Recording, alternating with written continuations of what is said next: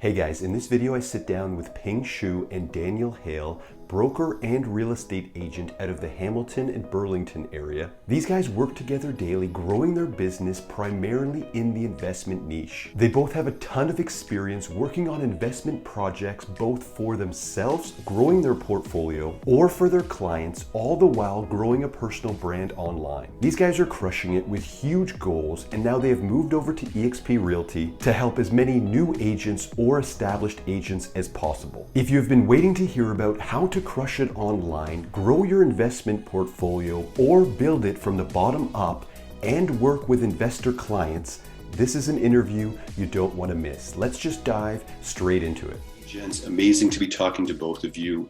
I really think people are going to get an absolute ton of value from this. The people that reach out to me, maybe 1 in 3, 1 in 4, are interested in exactly what you guys are doing. Selling real estate here in Ontario, building a personal brand, building an investment portfolio, working on investment projects, either for yourselves or your clients, and of course, now growing eXp Realty and providing value for the people that join with you. I'm super pumped to get going today, gents. How's it going? Man, it's going good. Thanks so much for having us, too. Really appreciate it. Yeah, thanks for having us on the show. Okay, awesome, man.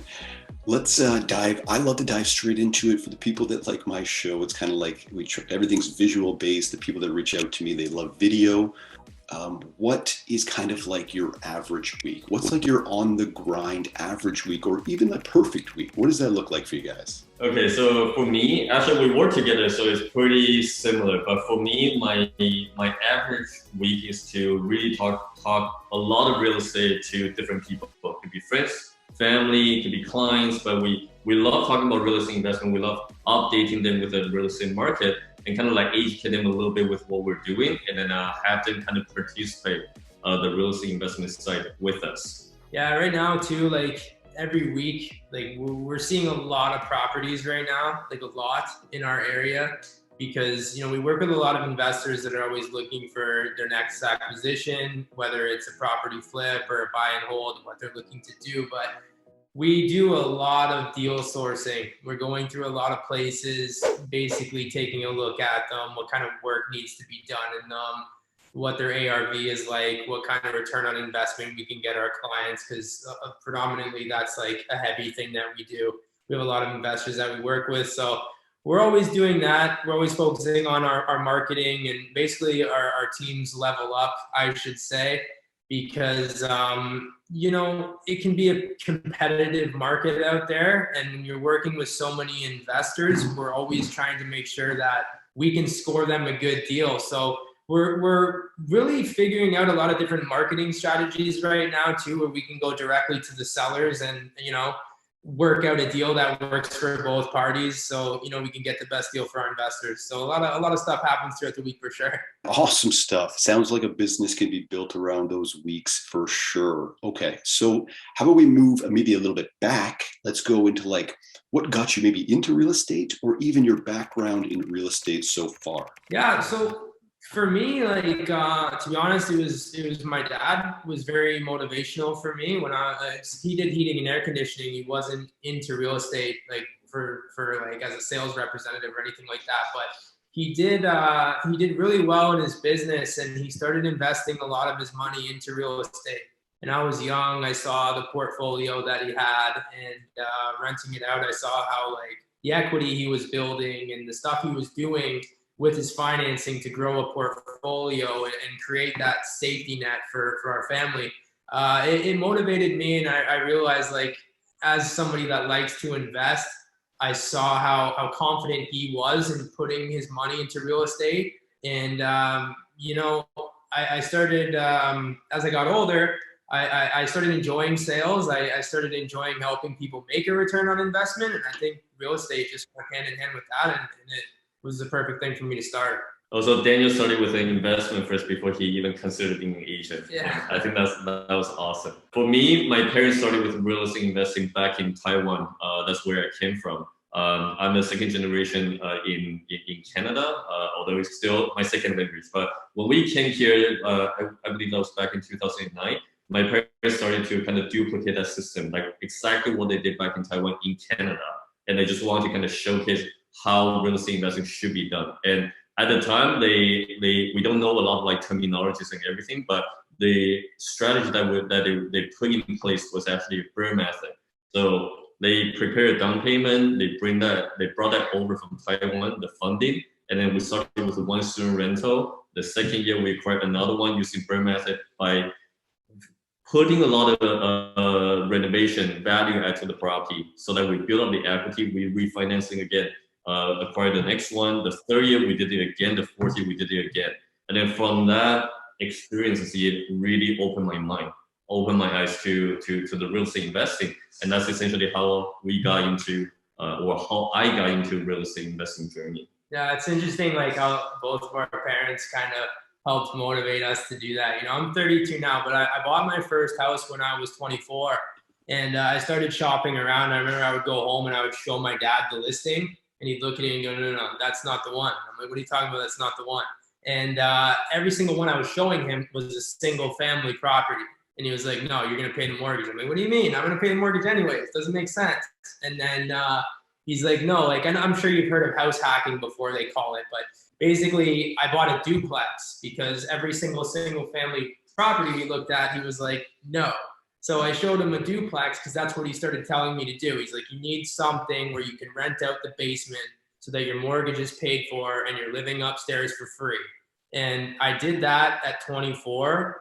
I bought the house. It was actually, to give you some numbers here, it was I bought it at 427, and the mortgage was low. The basement was paying the mortgage. I was living upstairs for free.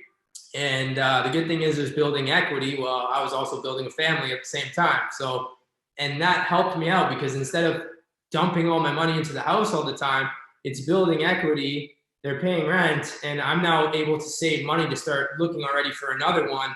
So that's kind of what we did. And then when I had kids, I decided that it was time to take over the full house, no more tenants. But at that point, I was a lot more established with what I was doing. So that little house hack there, I think, was probably the best piece of advice I could have gotten. Like, and I'm so happy I did it, to be honest with you. And now, of course, now you've passed. What's that one term? The master has become, or the sensei has become. You've passed your dad, maybe now. Yeah, actually, Ping and I actually take care of my dad's portfolio now, which is pretty funny. So I guess you could say that, you know. That's good. Okay, awesome stuff, guys. All right, this is a good question as well, because some of the people watching this, for sure, this will relate to them. Why do you think, like I mentioned earlier, 1 in 3, 1 in 4 people that reach out to me are so interested in investing? Why do you think so many smart people that are into investing are also getting their real estate license, or even their broker's license, like you, Ping? I think with the market that's going on right now, everybody kind of wanted to figure out a way to participate into this upswing in real estate. Yeah, so investing is such a good way to build your long-term wealth, right? If you can buy one property over time with the population that's coming into Canada, right? And also the interest rate that's going to stay low probably for the next few years or even forever, right? The house market is not going to dip that much, especially in Canadian real estate market. It's so stable, right? So basically, if you get a chance to buy into real estate, you will want to do it. A lot of our clients that we talk to right now, we ask them what would they do differently if they were to start over again. The very popular line is, man, I could have buy more, or I could have gotten earlier, right? So real estate game is really like you try to buy in, you wait for that appreciation, and yeah, don't try to wait to buy real estate. You try to buy real estate and wait, let that ride, and along the way, with the equity builder, you can do more and more investment. Yeah, there's a saying that goes around too a lot. It's like the best time to buy real estate is always 5 years ago, you know? And I think that's quite true. I've never seen the drop ever happen super significant or anything like that, you know? So property I was telling you about, the duplex, was 427. I got it 7 years ago. It's now worth around 1 million, 1.1. And that's kind of is crazy because I've actually never really paid the mortgage for the first 5 years of it because it was rented. So to see that kind of return is crazy. So when it comes to the investment side for me, I'm into all sorts of investment strategies and ideas, but the funny thing is I've never put my money into any of them except for real estate.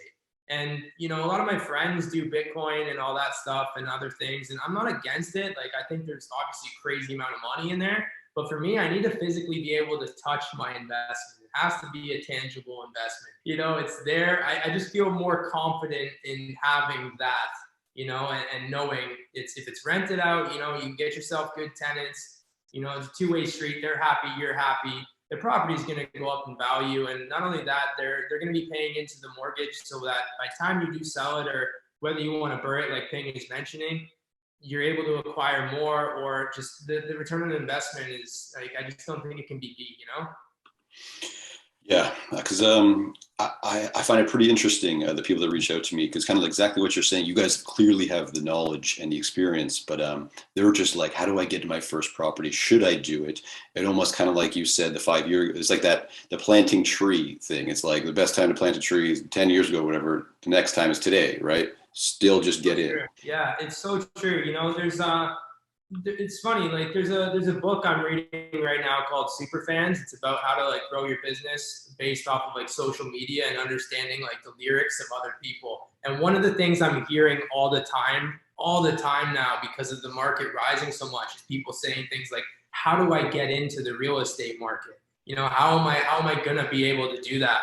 And it's kind of like, you know, that question we get asked all the time is something we're going to be implementing now into our marketing strategy, because, you know, you're learning the lyrics of your audience and what they're saying all the time. Now, at the time, I was able to get a duplex when I was younger, but now the entry, I think, is a little bit different in my personal opinion. You know, doing something like a joint venture deal with somebody maybe, or, you know, just buying a piece of property is where you need to start. Not something massive, something smaller. You know, build some equity inside of that home, and then you're able to sell it and get another one or refinance it. But I think that being said, is like getting yourself in is the starter thing to do, even if it's a 1-bedroom condo for a little bit. I know I was saying like I don't recommend like the whole paying the mortgage part, but I do think things have changed a little bit. Or if you do have a 3-bedroom house, rent some rooms to your buddies or something, you know. But like, just get yourself in, do a joint venture, do something like that. Once you're in, you can start building the domino effect of getting a bigger portfolio, refinancing, get more. You have an investment that's powerful. It's going to grow for you. Okay, so the investment side set up and everything. You guys are also growing a personal brand in real estate as well. Daniel, obviously, massive following over on Instagram, of course, and your YouTube channel is going to have so much value on it. If you're watching this right now, quickly head over to Daniel's channel and subscribe. There's definitely some bangers there already. And Ping as well. Recent content on Instagram is so money. Maybe talk a bit about how this has already helped your business growing a personal brand online and where you guys want to take it. That's a good question. I was never really like involved in social media. To me, I had my personal barrier that I need to break in terms of like I don't want to be sharing too much information online. But then Daniel actually got myself and my team involved in social media, because it's just like there's a lot of things that we're doing on a daily basis that can be very important to other people, other audience. Right, and our friends, family should all know, or even like our clients should all know what we're doing regularly. So that's how I decided, okay, you know what? Maybe I should put my personal feeling aside, right? Let them see exactly what we do, and maybe I can inspire a few people or catch a few people's attention who actually wanted to figure out how to get into real estate investing. So I started doing it, and pretty much I'm going to say I see the effect almost immediately. Right, at the very first couple posts, people start reaching out to me and they say, hey, I didn't know that you were in real estate investing. I'm actually thinking to get in there. Can we chat about it? Right. So I remember the first week I had 3 calls just from friends and family. And then as I'm progressing, I actually ended up talking to about like 40 people right now. And it's only been a little bit over a month. But out of that 40 people, there were 10 people that I actually have no idea who they are. They just kind of reach out to me and they say, hey, I've seen your flip, I've seen your burn method, I've seen like you guys are also investing in commercial real estate. How did you get in? How did you qualify for mortgage? Sort of like the entry-level investing questions, which is okay, completely okay. Everybody needs to start somewhere, right? But being able to share a bit of my experiences and being able to share some of our daily conversation with those audience, it feels amazing, because it does feel like we're helping the community as well. And Daniel, as well yourself, how are you finding this? You have this big following, where are you going with this, and how are you finding it helping your business? Yeah, you know what? I could talk about social media for a really long time. I'm a really big advocate in social media. It's like whether you're a beginner in business, not even just investing, or like someone that's super advanced, social media should never stop, in my opinion. You know, like I used to do a lot of acting as well, which transferred me into social media. And what I'm actually using it for is to grow, like not just grow my audience, but it's the best way to get free organic leads, in my opinion. You know, people spend so much money on Google ads, Facebook, Instagram ads, and I'm not saying that's the wrong thing to do, but social media, using Instagram, Facebook, YouTube, and most importantly, TikTok, is so powerful right now for organic free leads. It's something where like, I think if you're using this to your advantage right now, you're going to get not just a good following, but a lot of people reaching out to you all the time.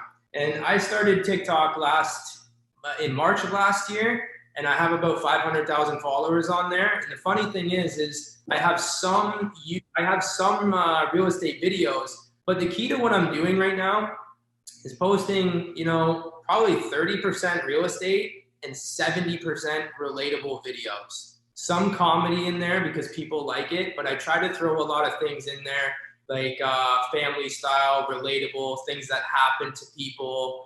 And they end up engaging with it, laughing with it. But the ultimate part of what I'm trying to do is I'm actually trying to like build a relationship with people before I even talk to them. So when they reach out to me, they kind of feel almost like we relate already, like they have kids or they're in a similar lifestyle, you know. And I really think like if you want to blow up on social media and get your business going, you have to be doing these things, especially TikTok, because it's a newer platform. I don't even think it's 2 years old yet. So when you look at like the content pool on YouTube and Instagram, you know, typically after you post an Instagram picture or video, it starts to slow down after 24 hours because there's so much content on there. As opposed to a TikTok video, I have videos on there that are still getting likes and comments that I posted 3, 4, 5 months ago because the content pool is a lot smaller. So they're constantly sharing your videos on the For You page to people. And the biggest thing that I think for social media is the fact that it has an algorithm in it where it buckets people into relatable fields. So if I'm a restaurant and I'm posting food videos, it knows people that are already liking those videos because it tracks it. So it'll put it out to that field. So when I post a relatable real estate video, it gets a ton of likes, and they're all from people that are, you know, buyers, sellers, real estate agents, or investors.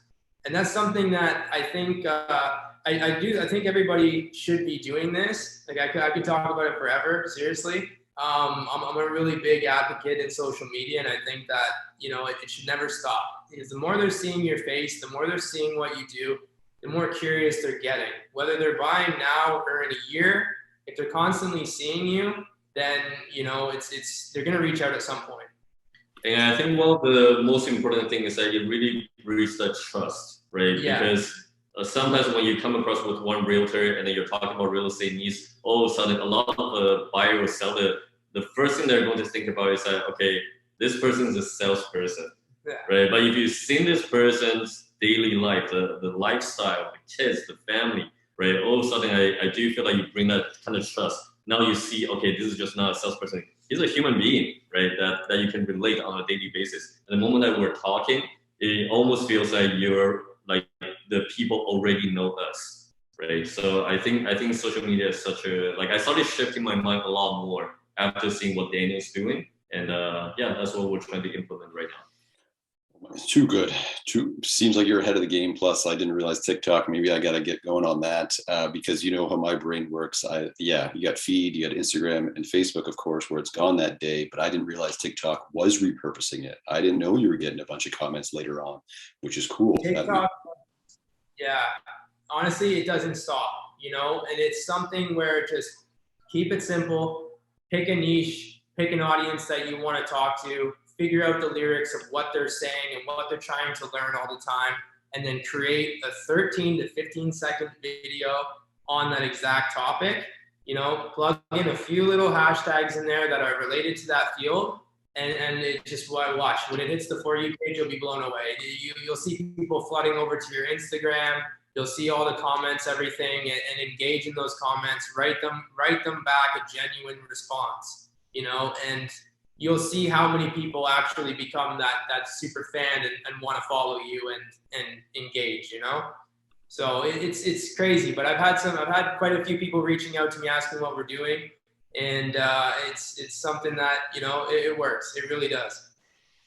Okay, so that's badass. So we got the real estate business rocking. You're clearly growing a personal brand online, and now third part of your business, if there was a third, fifth, or sixth, is that you've joined EXP Realty, because most people watching this know that the moment I saw this business in early 2018, I saw the value that it provides, not only to meet and work with amazing people, but ones that have invested interest in your success. I just couldn't look away, basically. Maybe tell us a bit about what drew you to EXP Realty and for both of you to make the transfer over. This was actually Daniel's idea. So Daniel started mentioning, hey, EXP, have you heard about that? I've seen like some really big things transition to EXP Realty. And that's when I started looking into EXP, right? And it's kind of crazy because I've been with two different local brokerage, and they're doing extremely well, right?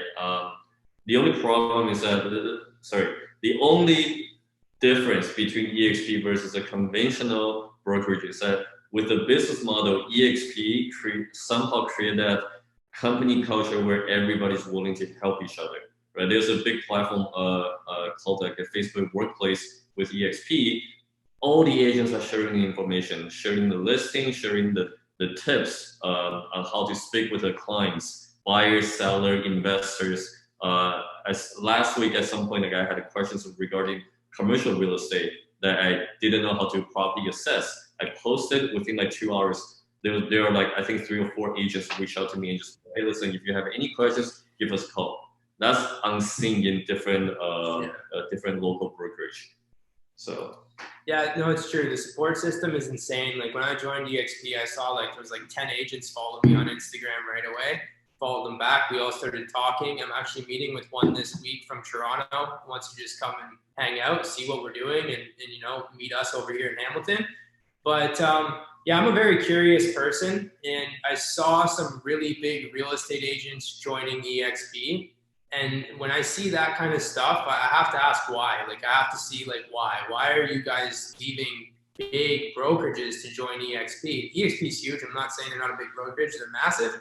But like because they were more new at the time, I was really interested. Like it intrigued me to see. And then I started asking questions and seeing the structure, and Ping and I got really curious. And because like we're growing a big team over here, we want to make sure that they are compensated well for their time, and they feel like, you know, we want to make sure they know how much we appreciate them. And in order for us to do that, we have to make sure that the split structure makes sense and the team structure makes sense, and that we can provide the value and everything for them.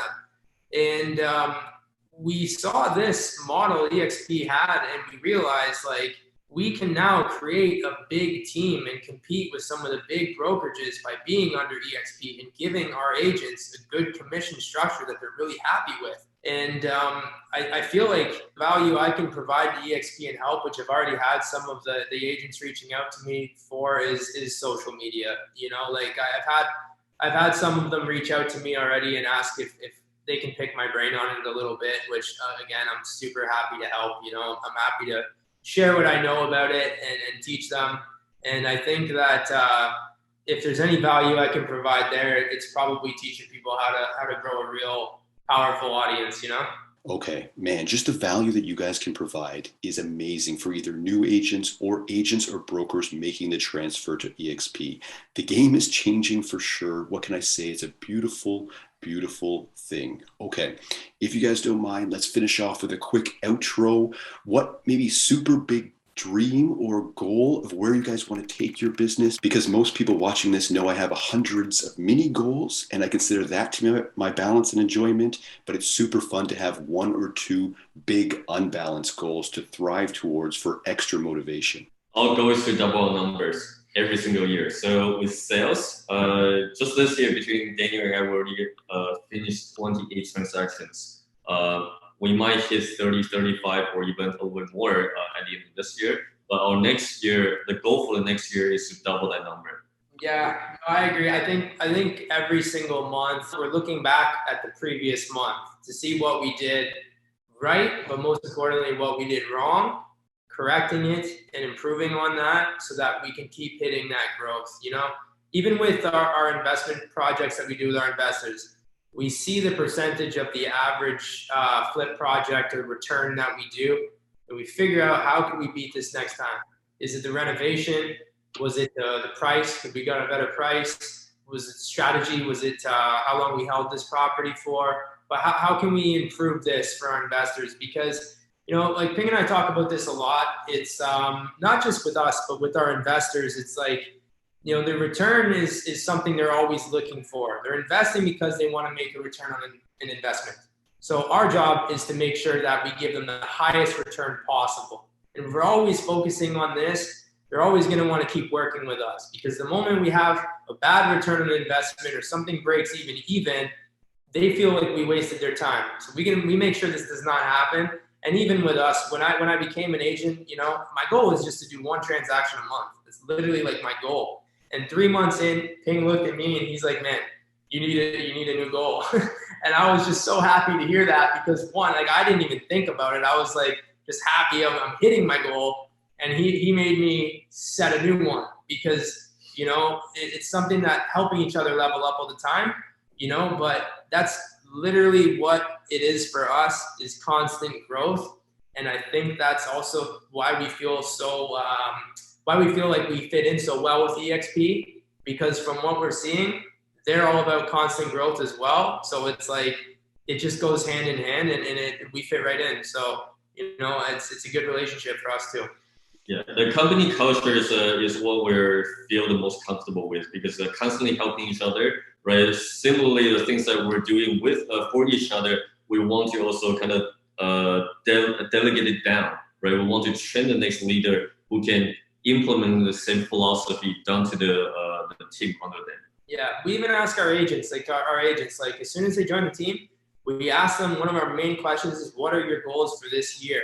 When they tell us, we now like put that goal in our pocket. Like it's now our responsibility to make sure they hit it. But most importantly, once they hit it, we want to make sure we ask them again, because we're going to change the goal now. So it's the growth for sure that we're looking for nonstop. Impressive, guys. Okay. Well, I could talk to you guys all day about this. We should go for another hour after this. It would be lovely. It's been amazing. It's been a pleasure, but super quick. What's the best way? Let's say people want to reach out to you, anything to do with real estate, investing, EXP, or anything. What's the best way to reach out to you guys? Best way to reach us, Instagram and Facebook. You know, send a DM on Instagram or Facebook. We'll respond for sure. Just make sure you have a profile picture. I won't open it. But yeah, I would say for sure, just reach out there. And yeah, we'd be happy to discuss, chat, and see whatever we can help you with. Okay, fantastic. And of course, I'll put everything in the description below as well. Again, thanks for bringing the value, gents. Looking forward to learning an absolute ton from you guys and helping where I can. Have yourself a good one. Let's do it again. You too, man. Thank you so much.